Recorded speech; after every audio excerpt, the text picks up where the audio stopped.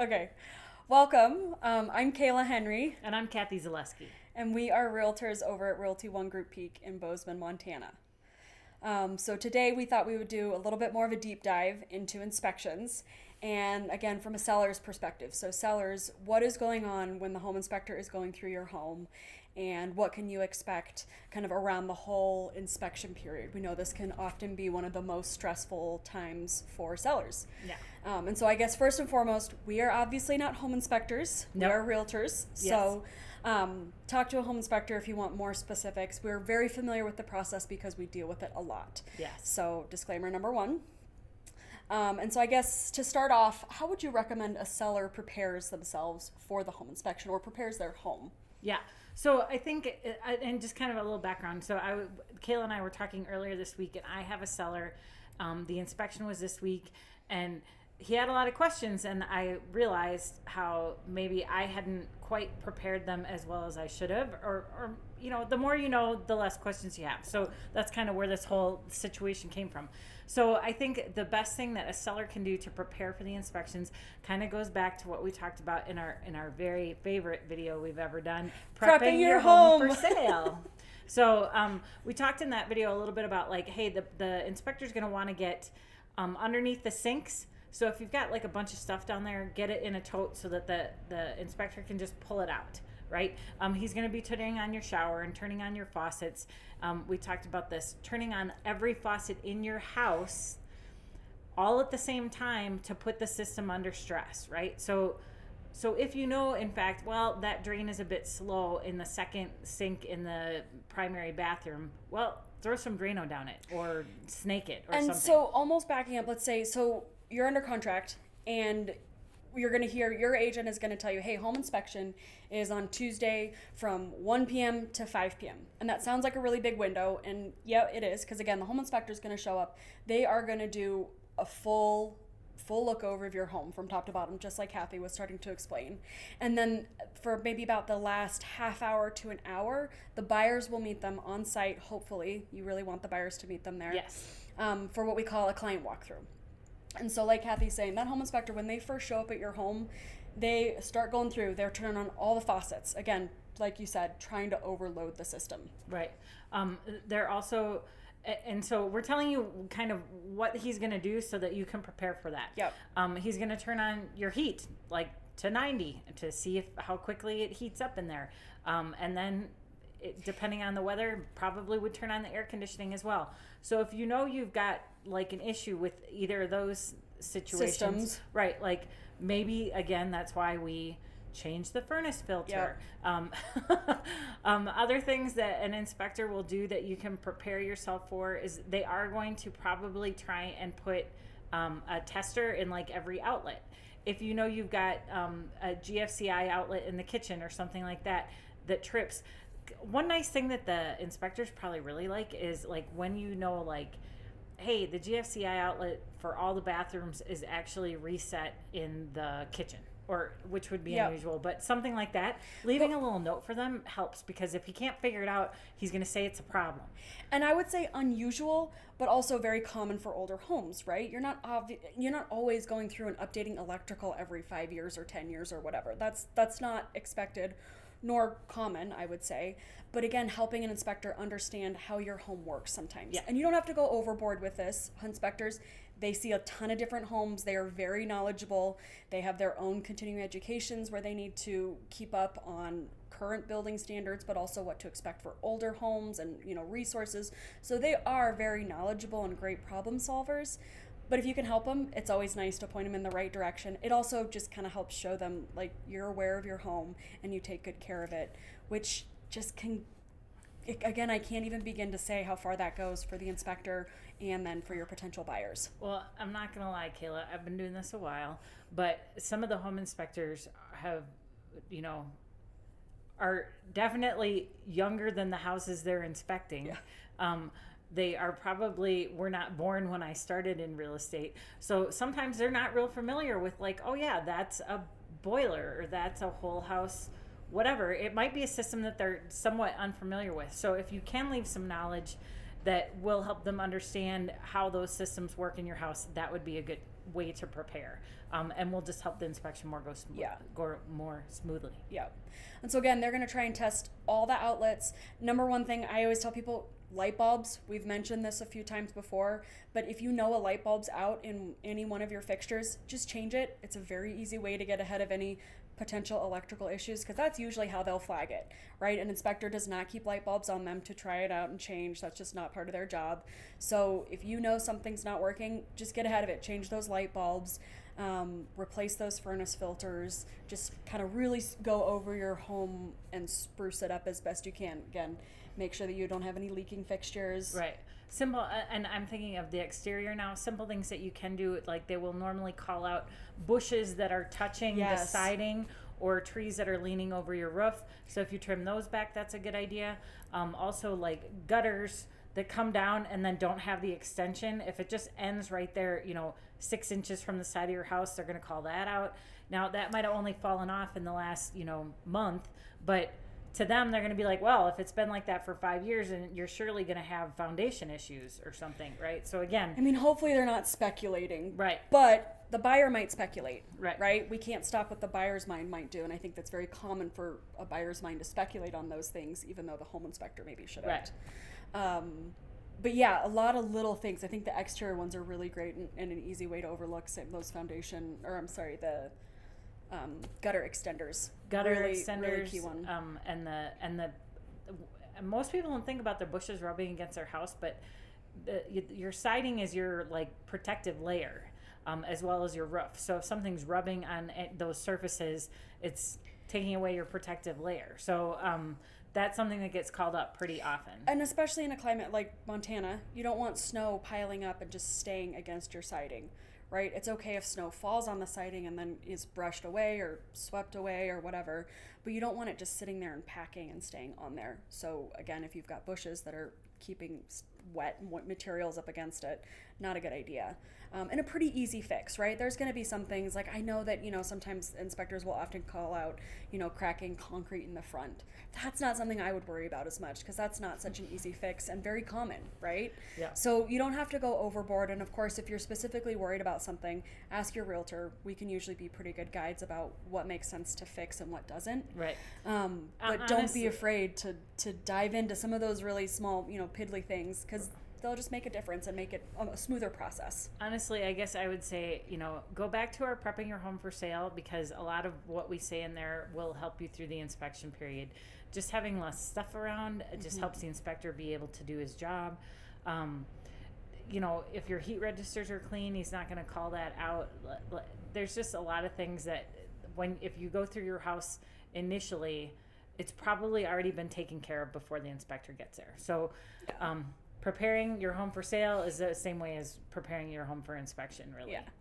And so again, you'll get that time frame of, a pretty large chunk of time, maybe about 4 hours. And this can vary depending on the square footage of your home or how many buildings are being inspected. So certainly be some variances, but you'll hopefully get a really nice, clear window of when you should be away from the house. We absolutely do request, we can never force, but we really, really would love for the sellers to vacate the home during that time. It just lets the inspector have the space to themselves. They're much more efficient, and it just, again, gives the buyers time to go through it with their clients. And keep in mind, those inspectors are licensed and insured professionals. So if anything happens to your home while they're inspecting it, they will take care of it. So you don't need to worry that your home isn't in good hands. It is, again. And if you are concerned about something, leave a note. But being there and kind of being over the inspector's shoulder is not helpful. Remember that the buyers are paying for that inspection. It belongs to them. It's their right to inspect your property. They're following the letter of the law, and probably in some ways being, courteous in having a third party do it rather than them going through all of your personal property, right? Like this is the best possible way that this can be done, to protect both you as the seller, and that so that you become aware of any issues that are in your home, and also to kind of give the buyer the satisfaction or the surety that they need in buying your home. So. Yeah. And I think there can sometimes, from the seller side, it can sometimes, when you maybe hear some of the requests that the buyer might be asking based off of those home inspections, sometimes it can feel really piddly or really like, oh, this inspector just really tore apart my home and I thought I kept my home in really great condition. They're not it's nothing personal, right? So an inspector has a certain, they have guidelines that they need to go through to inspect the home, and there's a formula for it, and they are required to call out things that aren't up to code. That can feel really silly when they're calling out, that the stair height isn't up to certain standards, because what are you going to do to fix it? I mean, you're probably not, right? It doesn't bother you. But they do just have to call out those things. Then to me, it's really up for the agent to help the buyers understand what would be acceptable to ask for. And again, that can change based off of our market, so there's no hard or fast rules. But just try not to let your emotions, try not to get mad at the inspector for them calling out those things. It's not personal. And they are unbiased, right? They are going to inspect every home the exact same way. So we see often, I mean, even for new construction homes, those reports can be huge because there's a lot of there's just a lot of oh my gosh, what do we call them? I'm blanking. Just a lot of items, little things that can come up, and it's so a lot of times it's just a notation. Punch list items. Right. That's what I'm looking for. Just like, hey, this just needs to get tightened up, or the water didn't get hooked up to this to the fridge, right? Small things, but they're gonna call them out because they're not right. Right.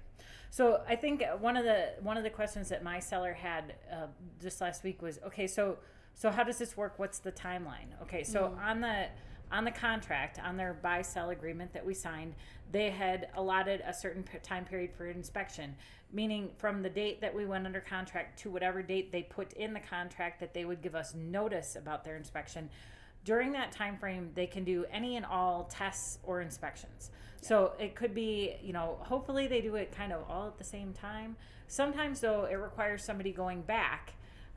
If they want, the home inspector found this, now we would like an electrician to go back and test that, or, give an estimate or something like that. So the timeline is that during whatever time is allotted, sometimes it's 10 days, 2 weeks, 3 weeks, could be 6 weeks, depending on the type of property. But they have that entire time period to have access to your property, not at will, but, with cooperation. With notice, and to do their inspections and tests. Once they are finished with their inspections and tests, which may be before that date given in the contract, they will supply us with a inspection notice. Okay. And we will get more into that, but just kind of the timeline is that they have the entire time that is on the contract. And generally, Kaila and I would look at that timeline and talk to you about that up front before we accept it. Like, hey, they have 3 weeks for their inspection. That seems like an awfully long time to me. I don't think that there's any problem getting an inspector right now. So let me talk to that buyer's agent and see if we can tighten that up. Because during that whole inspection period, you're biting your fingernails and you're holding your breath. I mean, it's tough, right? It's one of those things. Inspection from the seller's side and the buyer's side, to me, it's like, great, you got it under contract. I'm immediately thinking to inspection next because let's get it done. You can get a lot of things under contract, but the inspection is really where you do, you want to get through that. That is a really big hurdle to get through. Right. So just making sure that those timelines are, reasonable for both sides, right? Not too long for the seller, but not too, enough time for the buyer to dive into it. And keep in mind that time period too is also the time where the buyer will be reviewing covenants, right? So it's not just physical inspections. It's their time to dive into the property on all sorts of other levels. So if you're selling a piece of land and maybe they want to see if they can parcel off part of it, that's when they can figure out and see, is this possible, right? Right. So not just strictly, I would say it's heavily weighted on the home inspection, but there are a lot of other factors and times when the buyer's looking into other things. So in the contract, there's the inspection, the time that they have to give the inspection notice, and then the buyer will allot us a time frame as sellers to respond to what they've asked for in terms of repairs. And normally that can be from 3 to maybe 10 days, depending again on the type and size of property that is. So that's kind of the timeline. They get a period to do the inspections, we get a period to respond, and then we move forward after that. So the next thing I think we were going to talk about is kind of, and we've already hit on it a bit, but what happens while you're gone. That while you're gone and the home inspection is happening at your home. Like we said, the home inspector, first of all, they aren't nitpicking. They have a list that they must do to maintain their license, Yeah. and that are a list of things that they have to do that are part of the home inspection. Okay, so that takes time. Checking every outlet that they can get access to, checking, going under and crawl and into the crawl spaces, seeing if there's mold issues, examining the entire exterior, looking for siding issues. They roof shake issues. toilets to make sure that the They're seal glued and- yep. isn't broken. Yep. You know, there just really are kind of going top to bottom to number one, check, I would say, you know, the general condition, right? So age of roof, exteriors, fixtures, all of that. But then also making sure things are working, right? Because to me, a house has multiple different functions, right? It needs to serve as a good shelter for you, right? But it also has working pieces that need to work. Right. The mechanicals need to do what they're Yeah. supposed to do. I think that also, you know, during that inspection period, probably one of the things that's more difficult, you as a seller might think no big deal, but it usually causes a lot more debate and negotiation than you would realize, and that's water stains. So an inspector is going through every room with a flashlight, checking out ceiling, all the walls, down at the baseboard for any staining. Mm-hmm. So that might indicate that there had been any leak of any type. Now, that takes some time, and that's another reason why inspections usually take about 3 hours on an average size home. But they also are looking at the windows and looking to see, usually there's pretty clear signs if a window seal has failed, and that would be like a foggy type window, something like that. And then they have to determine whether it's just dirt. I've had that happen where somebody said, well, it looks like the seals on this window are blown, and turns out that they burnt a lot of candles or something, I don't know, and it just ended up being dirty windows. So some of these things can be easily solved, but I would definitely, as in terms of your prep, think about, oh yeah, we did have a leak that one time. It's 15 years ago. It's not leaking anymore, but there's still a stain on the ceiling. Maybe we should take care of that. Yeah. So in advance. Yeah. And so again, we'll get that report. And so it kind of brings to our next thing. Sometimes we'll have sellers ask, you know, well, when do we get to see that report? Don't. You don't get to see the full report most often. And I guess the answer to when is, and that will be when they provide that notice, right? And so typically what's standard practice for Montana is for the buyers to just portion off the pages of the report that they are referencing in their requests. So sometimes, again, you won't see that full report. You'll just see pullouts of different pages for, again, the items that they've requested we either repair or give a credit for is usually what they'll be asking for. So you might see part of it, but probably not the whole thing. And you're not entitled to it as a seller. I know it might feel like it because it's your home, but remember, it's the buyer that's hiring the inspector, and they have a contract with each other, and typically it's not shared amongst other people. And in different states, it works differently. So if you are moving here from a different state, maybe this isn't the way it worked for you in Wisconsin or Arizona or Minnesota. But it's a double-edged sword, right? You might really want to see the whole inspection to see what things may or may not be wrong with your house. However, once you see those things, they can't be unseen. Yes. And you are now legally responsible to disclose any of those items. On our Montana owner's property disclosure statement, the questions are very vague, right? Like, is there a problem with your siding? Well, no. Oh, well, I didn't realize that where that is happening in the way that the siding is swollen because it's wet is a problem. I wouldn't have had to disclose that before I knew it. So if that comes back to you on an inspection report, now you are responsible to disclose it. Right. So I like how that works. Again, it can feel a little weird, me personally, but I don't want my sellers to be responsible for disclosing every single thing that was in that inspection report, right? We want to work with what we're being requested to fix.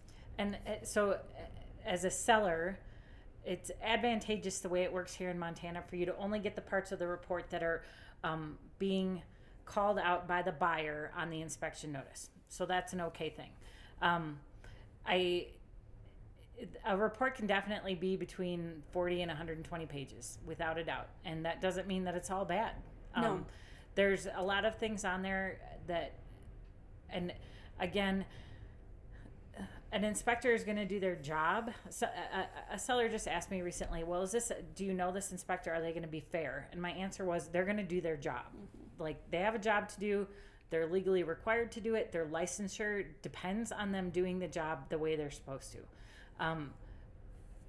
There are instances when inspectors speculate, and that's a problem. But as your agent, as your seller's agent, if the buyer came back to us and said, well, we think that this is a problem, to protect you as my seller, I would say, prove it. That sounds like speculation. Right. Like, so I think that most agents representing the buyers are really good at helping, and honestly, most inspectors that I've dealt with here in Montana are really good at drawing out the difference between a maintenance item, deferred maintenance item, or something that is a health and safety concern. And then they might also call out some aesthetic things. Cosmetic. Right. But those are not what you as a seller are responsible for. You are transferring property and you want it to be safe, and you want it not to make the new buyer sick. So that's kind of where that ends, at least for me, representing a seller as a listing agent. Like, those things are important, and they should be done kind of without a doubt. So it kind of leads us into our next thing about, what if something major does come up on my house that I was not aware of, right? And so I'll use, an example. We have a listing, and it's an older home. It was built in 76, and the inspector definitely flagged a number of electrical issues, right? Which can sound really scary. But upon looking at them, they're really just him saying it's dated electric. Right? It is just dated. And we're like, well, that makes sense. It's a home from the 70s. Nobody's really updated it. And the home has been functioning and working with this electric in place since the 70s. It's fine. Our clients have never had any issues with it. And so to me, if that new buyer wants to upgrade the electrical, they can do that on their own dime. It is not my client's responsibility to provide them with a fully updated and new home. Because if that's what they had, the home would have been priced at a very different level based off of the features and the location and all of the things we talk about. An updated home always is worth more than a home that has not been updated. Yes, and so to me, really being able to suss out and look into and try and really decide, well, what is a health and safety related item? So again, mold. If you found out that you had mold in your house, would you want to take care of it for yourself? Most likely. Right? You're probably not going to just choose to live in a home with mold.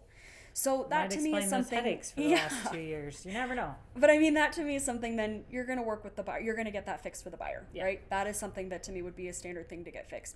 Electrical, there can be a little bit more nuance in there, where sometimes maybe there has maybe that you've seen some. There's evidence of some sparks in a plug. We've seen that, and it's like. Okay, that's scary. We probably want them to get that fixed, because that could lead to a house fire relatively quickly. But again, there's no hard rule. Funny. I mean, I'm not laughing, but it like someday we'll do a video on like the tales of realtors, because the stuff you see it all, right? And it I really can still we see it all, but then we'll see more. Yeah, we'll see more new things. So I think what we're getting to is like, hey, yes, oh my God, your roof is failing. That sounds major and expensive, right? Yeah. But the reality is, it's not something that can't be handled, right. Whether that's credit at closing or, I've had a lot of times where even the repair was expensive, and maybe the sellers didn't have the money to actually pay for the repair before they get their proceeds from closing. There are companies that may work where they get paid directly out of escrow. I mean, like, worst case scenario, let's say you had to spend $20,000 on a new roof, and it wasn't like, you didn't have the cash to do it. There's quite possibly some tradesmen or vendors that would work with getting paid straight out of escrow. They know they're getting their money once the property closes. There's a solution for every problem. Yeah.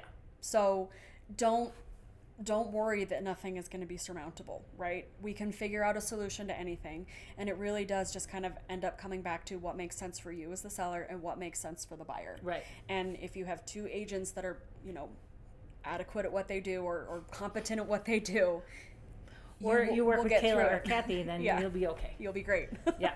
But I mean, that's the whole point, is that there's always going to be something that comes up, and there might be something big that comes up, but we will figure out solutions to that when it happens, right? I always tell my sellers too, you never know who's buying your house. I mean, like, you really don't. But so the roof might be an issue, but who knows? The wife's uncle is a roofer. Yeah. Well, okay, now it's not an issue. Yeah. Like, or instead of it being a $20,000 roof replacement, it's, okay, we'll take 10 grand because Uncle Larry will do it for less. They're still going to want some help with it. Right. Right? They're still going to want something for it. Just because their uncle's a roofer doesn't mean that you just get away scot-free. But there's workarounds, right? We can make this make sense. And so, and sometimes that might be, hey, maybe they've asked for you to give them $50,000 for all of these inspection items. And, Kathy and I look at the inspection notice and report, and we're like, man, right. I don't think these repairs cost 50 grand. Right. So, hey, we might call our handyman or a roofer that we know, and we might be like, hey, this is what they're saying is wrong with it. Can you please go give us a second opinion? So we also, that's part of that resolution time frame from when we've received the notice to when we have to respond to them. Again, we want a couple days in there because we want to have time to gather our info if need be. Right? Sometimes you're doing that, sometimes you're not. I think it's really on a case-by-case basis. But there is that possibility where, again, we might say, man, $2,500 to do, repair this window. That seems like a lot of money because I think all it really needs is new glass. Or right? Replace a toilet. Or, fix a leak. Like, honestly, like plumbing stuff, usually it's a leak. And usually it's the repair to the plumbing itself is not that big of an issue. Again, prepping your home for sale, mitigating some of what might have been an evidence of a leak prior, but eliminating some of that evidence if you've in fact repaired the leak. If you haven't, it's still going to be leaking, obviously. So kind of mitigating that evidence will save you time and money in the future. Well, and I mean, I've had inspection notices submitted to me that have had, and I kid you not, AI quotes on it. So the realtor went to AI and asked how much would it be to replace a toilet in Bozeman, Montana.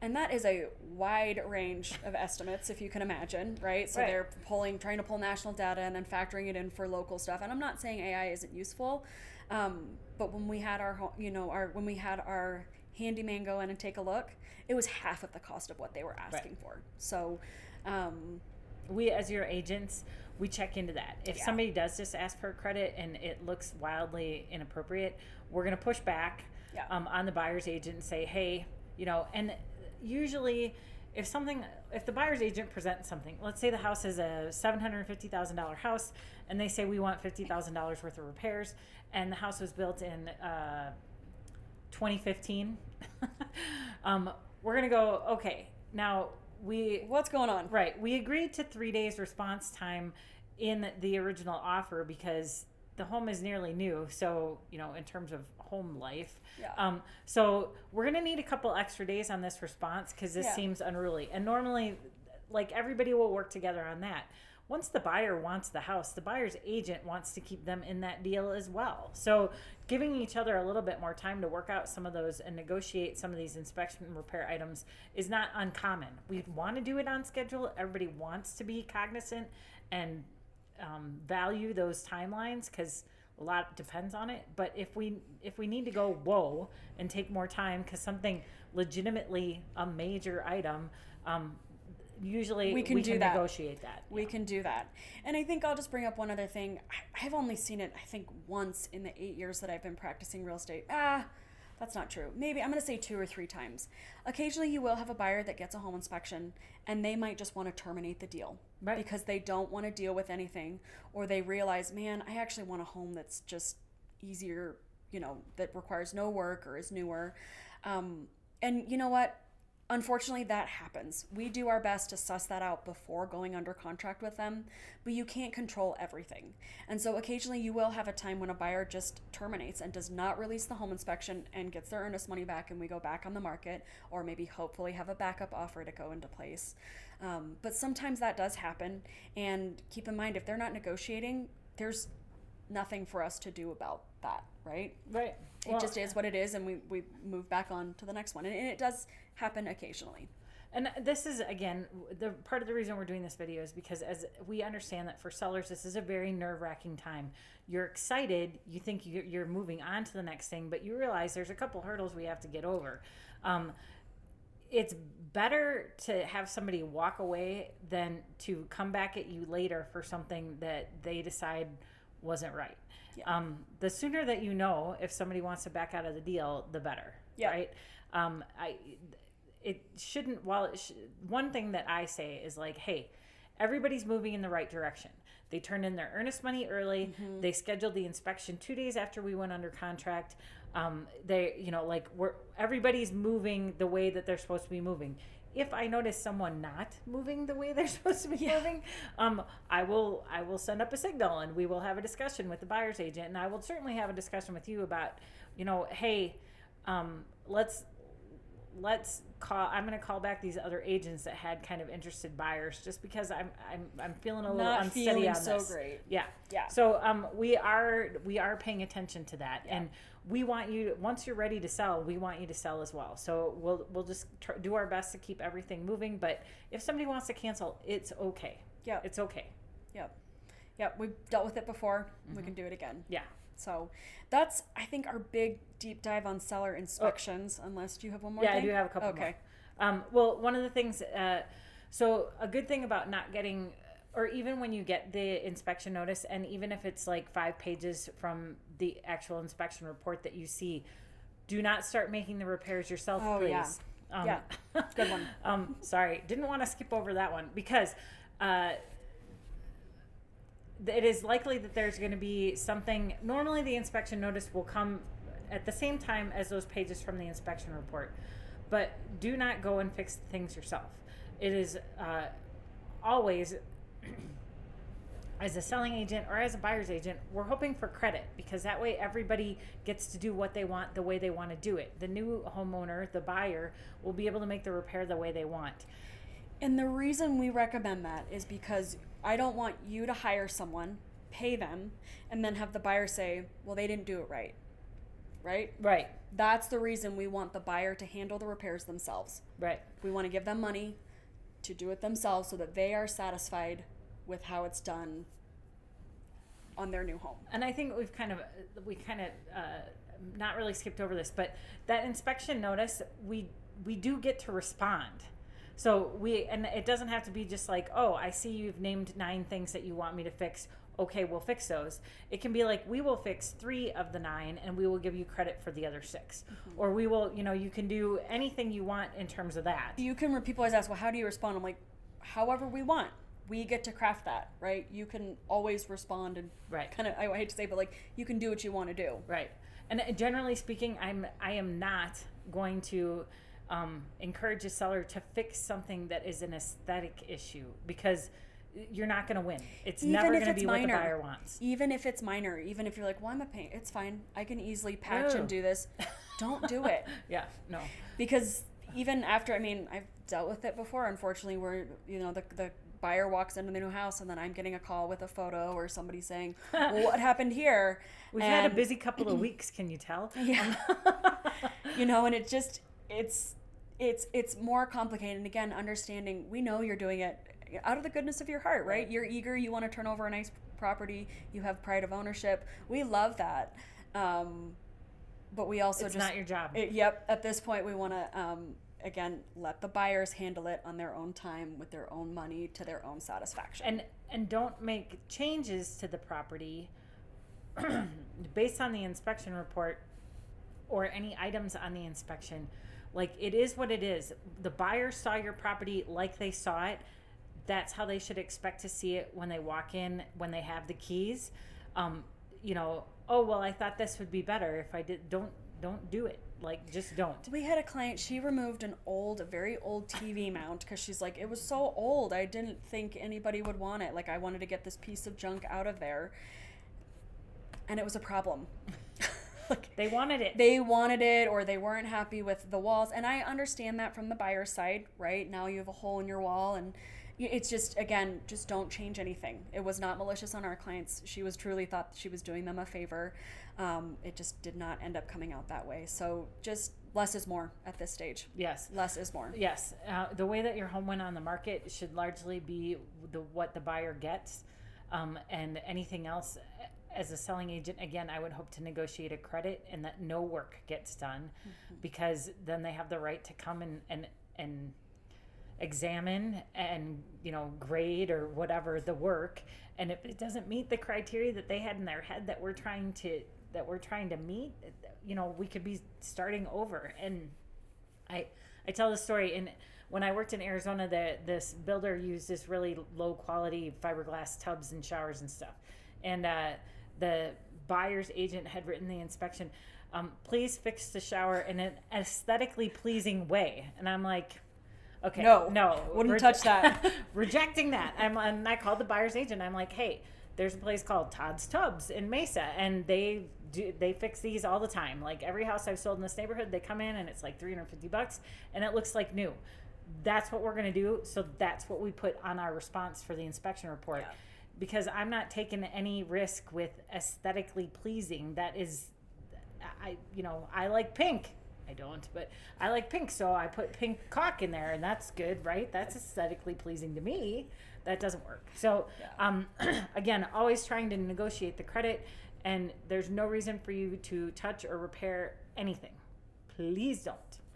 Unless specifically instructed on a random basis, but yeah. Yeah. So I think that's I think that was it. I just wanted to make that one last point. So cool. I think that's all we have for inspections. And again, pretty long video here, but if you're still with us, thanks for hanging out. 36 minutes. Wow. Thank you. We might edit some of that out, but probably not. That was pretty good. It's all good. So yeah, obviously, if you have any questions as you're considering bringing your home on the market, or maybe this video even brought up more anxiety, just give us a call. We're happy to chat things through. Right. No pressure. Just to kind of help you understand maybe what to expect. And again, keeping in mind, every deal is a little different. It's what I love about this job. There's no true hard and fast rule, but we have solutions, we have experience, and we can help you get through anything, and look forward to doing so whenever the time is right. So thank you for joining us. Please subscribe and like our channel, and we've got another one coming on appraisals, so hang on for that. Bye. Thank you.